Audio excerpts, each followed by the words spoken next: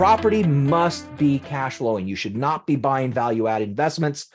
Day one, when you take over, then that day, you should have a debt service coverage ratio with your debt on current financials of at least a 1.4 DSCR, because that still allows you a little bit of room to go down because rents are declining right now.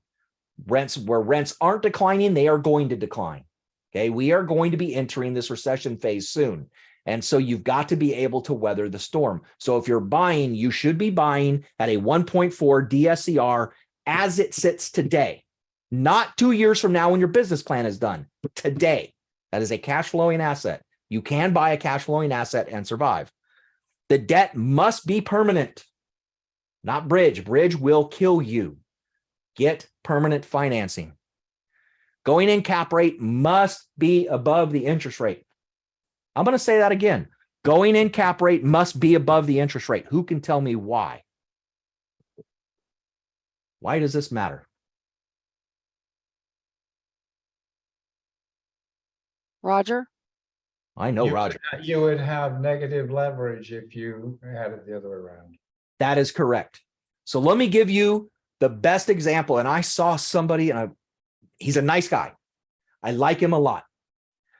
He lives in the middle of the country, and he's just the nicest person in the world. And he's gotten involved with some syndicators down in Texas. But he is teaching leverage like I've never seen. A matter of fact, that it doesn't make any stinking sense whatsoever. Let me tell you what leverage is. The basic principles of leverage. Leverage gives us the ability to utilize folks like Julie to provide up to 75, 80% of the capital so that we can have a greater return on our investment. We're using less of our money. We're leveraging the lender. Well, that lender has a cost.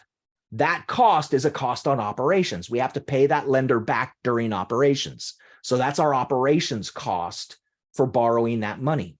When we purchase the property from a seller, there's a cost to purchasing that property on the investment value. That cost is the cap rate.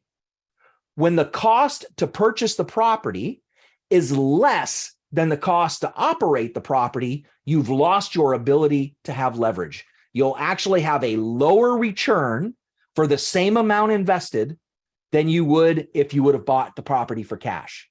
You've lost the ability of leverage. So when I see people say, and they tell their investors, get the advantage of leverage through debt, yet we're going to buy it at a 3.5 cap rate and our loan is going to be 6%. They have no idea what they're talking about. They just lied to their investors. If they put that in their PPM, they're now at risk of fraud. You've got to understand what the principles are. Okay.